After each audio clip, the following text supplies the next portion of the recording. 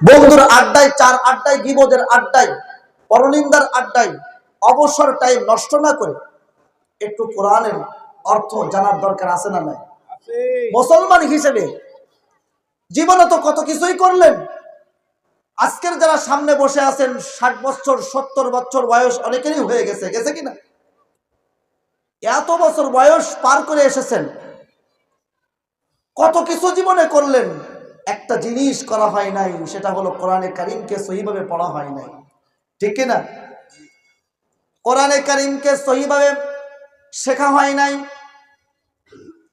অনেক কিছু করা হয়েছে, অনেক ডিগ্রি নেওয়া হয়েছে, অনেক শিক্ষিত হয়েছেন, অনেক বিদ্যালয়ে যাওয়া হয়েছে, প্রাইমারির গণ্ডি পার করে মাধ্যমিক বিদ্যালয়, তার গণ্ডি পার করে কলেজ ভার্সিটিতে পড়েছেন, কিন্তু সব শিখলেন, সব কিছু করলেন, একটা জিনিস মুসলমানের বড়ই আজকে অভাব, সেই জিনিসটার নাম হলো কোরআনে কারীম। ঠিক কিনা জোরে বলতে হবে। মুসলমান ভাইরা আমার, কোরআনে কারীমের সূরা নাহালের 90 নম্বর আয়াত, আল্লাহ রাব্বুল আলামিন 3টা বিষয় আদেশ করেছেন আর 3টা বিষয় নিষেধ করেছেন। মুসলমানেরা রে, আমি শুধু আপনাদেরকে না, যারা ক্ষমতাসীন দল আছে, যারা ক্ষমতাসীন দল অর্থাৎ রাষ্ট্র ক্ষমতায় যারা আছে, এই যে গভর্নমেন্ট এখন রাষ্ট্র ক্ষমতায়, পরবর্তী যে গভর্নমেন্ট আসবে, এইভাবে এই বাংলার মুসলিম জনগোষ্ঠীর মধ্যে যারাই ক্ষমতায় যাবে, তাদেরকে উদ্দেশ্য করে প্রথমে বলতে চাই, এরপরে যারা নিম্ন স্তরের মানুষ তাদেরকেও বলতে চাই, এরপরে আমার তৌহিদি জনতা সকল মুসলমানকে জানাতে চাই, সূরা নাহালের 90 নম্বর আয়াত, এখানে আল্লাহ রাব্বুল আলামিন 3টি বিষয়ে আদেশ করেছেন আর 3টি নিষেধ করেছেন। বলেন তো কয়টা আদেশ? জোরে বলতে হবে, কয়টা আদেশ আর কয়টা নিষেধ? আল্লাহ রাব্বুল আলামিনের এই 3টি আদেশ যদি সমাজের মধ্যে কেউ বাস্তবায়ন করতে পারে, কল্লাহ, আল্লাহর কসম দিয়ে বলি, এই 6টা কাজ, 3টা আদেশ আর 3টা নিষেধ যদি কোনো ব্যক্তি, সমাজ হোক, ব্যক্তি হোক, সমাজ হোক, রাষ্ট্র হোক, যদি কায়েম করতে পারে, 3টা আদেশ 3টা নিষেধ, ওই সমাজটা, ওই পরিবারটা, ওই দেশটা, ওই রাষ্ট্রটা আল্লাহ রাব্বুল আলামিনের জান্নাত হয়ে যাবে। জোরে বলেন সুবহানাল্লাহ। কয়টা জিনিস? আদেশ কয়টা? জোরে বলেন। নিষেধ কয়টা? এবার আল্লাহ রাব্বুল আলামিন কি বলেন, এবার খেয়াল করে শোনেন। এই আয়াতটা অনেকেরই মুখস্থ থাকার কথা, ঠিক না? এই আয়াতটা অনেকেরই মুখস্থ, কেননা খতিব সাহেব প্রত্যেক জুমায় সানি খুতবার শেষে, দ্বিতীয় খুতবার শেষে এই আয়াতটা পাঠ করে, কিন্তু আমরা জানি না যে আসলে এই আয়াতটার মধ্যে আল্লাহ রাব্বুল আলামিন আমাদেরকে কি গাইডলাইন দিচ্ছেন, এটা আমরা জানি না, এই জন্য আমরা বুঝিও না। এই জন্য শুরুতে একটা কথা বলেছি, ভাই এখানে যারা আছেন অনেকেই শিক্ষিত, সবাই বাংলা কম বেশি জানেন, বাংলা পড়তে পারেন। আপনাদের কাছে একটা আবেদন রেখে যেতে চাই, কমপক্ষে নামাজে যে সূরাগুলো পড়েন সেই সূরাগুলোর তাফসীর তরজমা পড়বেন। নামাজে সূরা ফাতিহা পড়েন কি পড়েন না? বলেন, পড়েন কি পড়েন না? একটা সময় সূরা ফাতিহার তরজমা অর্থ দেখবেন যে আল্লাহ কি বলেছেন, সময় পাইলে একটু তাফসিরে ঢুকবেন যে আল্লাহ কি বলেছেন দেখি তো।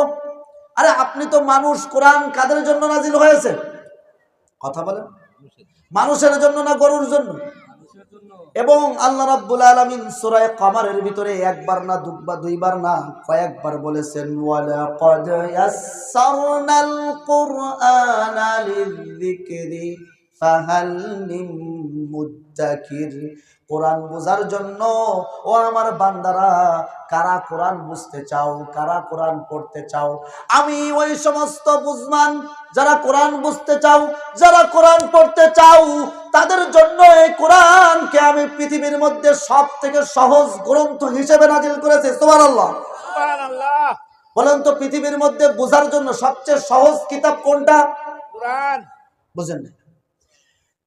পৃথিবীর মধ্যে অনেক ধরনের গবেষণা, অনেক কিতাব, অনেক বই আছে। গল্পের বই আছে, সায়েন্সের বই আছে, তারপরে ম্যাথ অর্থাৎ অঙ্কের গণিতের বই আছে, ইতিহাসের বই আছে, ভূগোলের বই আছে, কত ধরনের কত বিষয়ের, চিকিৎসাবিদ্যার বই আছে, কত বিষয়ের বই আছে না নাই? পৃথিবীতে এমন কোনো বিষয় নাই যে বিষয়ের উপরে বই লেখা হয় নাই। প্রত্যেকটা বিষয়ে পৃথিবীর উপরে বই লেখা হয়েছে। বলেন তো, আসমানের ব্যাপারে কি বই লেখা আছে? আছে। জমিনের ব্যাপারে বই লেখা আছে। জমিন মানেই তো ভূগোল। ভূগোলের ব্যাপারে বহুত বই, ইতিহাসের ব্যাপারে বহুত বই। আল্লাহ বললেন পৃথিবীতে যত বই আছে, যত গ্রন্থ আছে, সব থেকে সহজ করে বোঝার জন্য আমি একটা গ্রন্থ নাজিল করেছি। আমি একবার না, দুইবার না, আমি বারবার বললাম, যদি কেউ বুঝতে চাই আসো, কোরআনের কাছে আসো। হুজুর আমি তো ওয়ান পাস, হুজুর আমি তো শুধু কেবল বাংলা কেবল পড়তে পারি।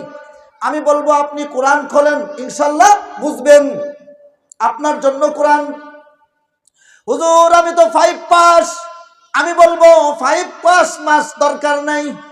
বাংলা কি পড়তে পারেন? হ্যাঁ পড়তে পারি। কোরআন খোলেন, ইনশাল্লাহ যদি নিয়ত রেখে, যদি ইখলাসের সাথে কোরআন খুলতে পারেন, আল্লাহ রাব্বুল আলামিন ওই জ্ঞান আপনার মধ্যে দিয়ে দেবে। সুবহানাল্লাহ বলেন। এই জন্য বলেছি সূরা নাহালের 90 নম্বর আয়াত বলবেন। এখানে কয়টা আদেশ? জোরে বলতে হবে।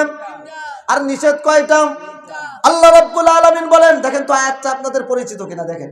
আয়াতটা হলো ইন্নাল্লাহা ইয়া'মুরু বিল আদলি ওয়াল ইহসানি ওয়া ইতা'i যিল কুরবা ওয়া ইয়ানহা 'আনিল ফাহশাই ওয়াল মুনকারি ওয়াল বাগই ইয়া'iযুকুম লা'আল্লাকুম তাযাক্কারুন। দেখেন তো পরিচিত কিনা? এই আয়াতকে এর আগে শুনেছেন আপনারা? ইন্নাল্লাহা ইয়া'মুরু বিল আদলি, এই আয়াত শোনেন নাই? দ্বিতীয় খুতবায় শেষে যায় শোনেন নাই আয়াত? এই আয়াতটা আল্লাহ রাব্বুল আলামিন একজন ইসলামী রাষ্ট্র গঠন করবে। ইসলামী রাষ্ট্র যখন গঠন হয়ে যাবে, যখন মুসলমানরা বিজয় লাভ করবে, এই ইসলামী রাষ্ট্র গঠন হয়ে যাওয়ার পর তাদের কাজ কি হবে? কয় 3টা কর্মসূচি, 6টা কর্মসূচি হবে। 1 নাম্বার, ইন্নাল্লাহা ইয়া'মুরু বিল আদল, আল্লাহ বলেন আমি তোমাদেরকে ইনসাফের আদেশ করলাম। কিসের আদেশ করেছে? কথা কয় না, আরো জোরে বলতে হবে। ইন্নাল্লাহা, নিশ্চয় আল্লাহ, ইয়া'মুরু আদেশ করেছেন, বিল আদলি, ইনসাফের। হুজুর বুঝলাম ইনসাফের আদেশ আল্লাহ রাব্বুল আলামিন করেছেন, এবার ইনসাফ আপনি একটু বুঝান। কই ইনসাফ অনেক ধরনের হতে পারে। ইনসাফ অনেক ধরনের হতে পারে। ইনসাফের 1 নাম্বার ইনসাফ হলো নিজের সাথে ইনসাফ করা। কার সাথে ইনসাফ করা? নিজের সাথে ইনসাফ করা। 1 নাম্বার হলো নিজের সাথে ইনসাফ করা। 2 নাম্বার ইনসাফ করবে পরিবারের সাথে। আর সাথে 2 নাম্বার ইনসাফ করবে পরিবারের সাথে। আমি ব্যাখ্যায় যদি যাইতে যাই অনেক সময় লেগে যাবে। এই আয়াতটার উপরে কমপক্ষে আমার 5 থেকে 6 ঘন্টা দিতে হবে যদি কথা বলতে হয়, বিস্তারিত আলোচনা। আল্লাহ রাব্বুল আলামিন আমাদেরকে আদেশ করলেন, বান্দারে শোনো। আল্লাহ এখানে বললেন নাই হে মানুষ, আল্লাহ বলেন নাই হে মানুষ, আল্লাহ বলেন নাই হে মুমিন। আল্লাহ সরাসরি আদেশ করেছেন ইন্নাল্লাহা ইয়া'মুরুকুম, তোমাদেরকে আমি আদেশ করতেছি, যারা মানুষ সকলকে আদেশ করতেছি, যদি 3টা হুকুম তোমরা মেনে চলো, আর যদি 3টা হুকুম, 3টা নিষেধকে যদি তোমরা মানতে পারো, আর 3টা আদেশ যদি তোমরা পালন করতে পারো, তোমার রাষ্ট্র যদি মুসলমান রাষ্ট্রও হয় তাও তুমি কামিয়াব, দুনিয়াতে কামিয়াব। তোমার রাষ্ট্র যদি মুসলিম রাষ্ট্রও না হয় তাও তুমি দুনিয়াতে শান্তিতে থাকবা। কয়টা আদেশ? 3টা আদেশ। 1 নাম্বার আদেশ হলো ন্যায় বিচার। আল আদল বিল আদল, ন্যায় বিচার। যে ইনসাফের কথা বলেছিলেন মুহাম্মদ সাল্লাল্লাহু আলাইহি ওয়াসাল্লাম, যে ইনসাফের কথা আল্লাহ বলেন, যে ইনসাফের কথা আদম আলাইহিস সালাম জমিনে এসে বলেছেন, যে ইনসাফের কথা 1,24,000 পয়গম্বরের পাঠানোর উদ্দেশ্যই হলো এই জমিনে ইনসাফ কায়েম করা। ঠিক কিনা জোরে কোন? এই নবীদের পাঠানোর উদ্দেশ্য কি? খুব খেয়াল করেন, নবীদের পাঠানোর প্রেক্ষাপটটা আমরা গবেষণায় যেটা পাই, প্রত্যেকটা নবী কোন সময় আল্লাহ রাব্বুল আলামিন পাঠাইছে জানেন? যে সময় ধনীরা গরিবদের উপরে জুলুম করতেছিল, যে সময় ধনীরা গরিবদের উপরে জুলুম করেছে, যে সময় রাষ্ট্রপ্রধান অর্থাৎ রাজা প্রজাদের উপরে জুলুম করেছে, যে সময় গার্ডিয়ান তার নিম্ন শ্রেণীর মানুষের উপরে জুলুম করেছে, এই রকম জুলুম যখন পুরা দুনিয়ার মধ্যে ছড়ায় গেছে, তখনই আল্লাহ রাব্বুল আলামিন কোনো না কোনো পয়গম্বর পাঠাইছেন, যাতে এই পয়গম্বর দুনিয়াতে এসে সর্বপ্রথম কাজ হলো ইনসাফ কায়েম করা, আদল কায়েম করা, ইনসাফ কায়েম করা। 1,24,000 পয়গম্বর ইনসাফের কথা বলেছেন। এইভাবে নবী রাসূলরা ইনসাফের কথা বলে গেছেন, এইভাবে সাহাবীরা ইনসাফের কথা বলেছেন, এইভাবে তাবিঈরা ইনসাফের কথা বলেছেন, এইভাবে তাদের পরবর্তী যুগের তাবিঈনরা ইনসাফের কথা বলেছেন। এদের পরবর্তীতে আস্তে আস্তে আমাদের যে 24-এর গণ অভ্যুত্থান, এই যে ছোট ছোট বাচ্চারা, এই যে নাবালেগ অনেক বাচ্চা শহীদ হয়েছে কি হয় নাই? আরে 24-এ শহীদ হয়েছে কি হয় নাই জোরে বলেন? ছোট্ট ছোট্ট বাচ্চারা, ম্যাসিউট নাম, মুরব্বী নাম, যারা 24-এর আন্দোলন করেছিল, গবেষণায় উঠে এসেছেন তাদের বয়স 20 থেকে 35, এর বাইরে মূল যারা আন্দোলনের মূলে ছিল, সমন্বয়ক ছিল, যারা আন্দোলনকে সংগঠন একত্রিত করেছে, আর নামছে তো সবাই, কিন্তু মূলে যারা ছিল তাদের বয়স 18-20 থেকে নিয়ে 35, এর বেশি না। এই আন্দোলনটা শুরু হয়েছিল ইনসাফের উপরে ভিত্তি করে। জোরে বলেন ঠিক কিনা? এটা কিন্তু 24-এর আন্দোলন না, আমি বলবো এটা হলো ইনসাফের আন্দোলন। ঠিক কিনা? ইনসাফ কিভাবে ভাই? এই আন্দোলনটা শুরু হয়েছিল কি দিয়ে বলেন তো? কোটা। কি দিয়ে? কোটা সংস্কার। মুক্তিযোদ্ধাদের সব কোটা, মুক্তিযোদ্ধাদের নাতি পুতি, তার ছেলে তার মেয়ে, তার ছেলে তার মেয়ে, 24 গোষ্ঠী যা আছে 14 গোষ্ঠীর সব চাকরি হয়। আমার সোনার ছেলেরা, আমার মেধাবী ছেলেরা, বিশ্ববিদ্যালয়ে কাঁপানো ছেলেরা চাকরি পায় না। এই ইনসাফ হচ্ছে না, এখনই শেষ করে দেব। ইনসাফ হচ্ছে না। এই 24-এর আন্দোলন, এটা ইনসাফের আন্দোলন। এই আন্দোলনের অগ্রনায়ক শহীদ উসমান হাদি, সে হলো ইনসাফের প্রতীক। ঠিক কিনা? শহীদ ইনসাফ, শহীদ উসমান হাদি।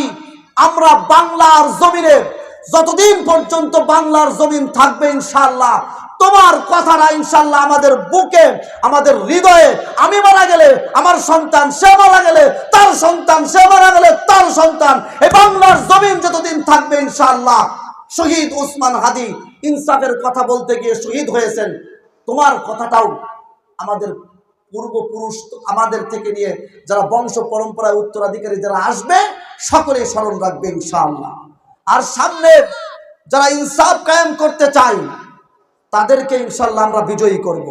আর যারা ইনসাফ কায়েম করতে চায় না তাদেরকে আমরা মাঠের ধারে কাছে আসতে, একমত আছো মুসলমান? একমত আছো?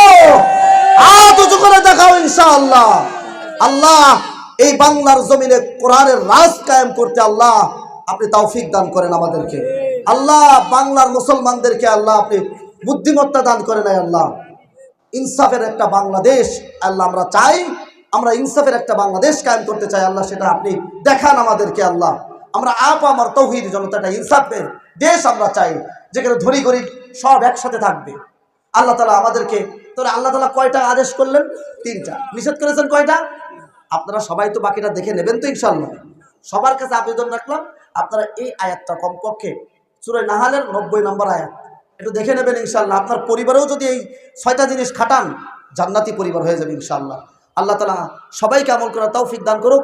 ওয়া আখিরু দাওয়ানা আলহামদুলিল্লাহি রাব্বিল আলামিন। আসসালামু আলাইকুম ওয়া রাহমাতুল্লাহ।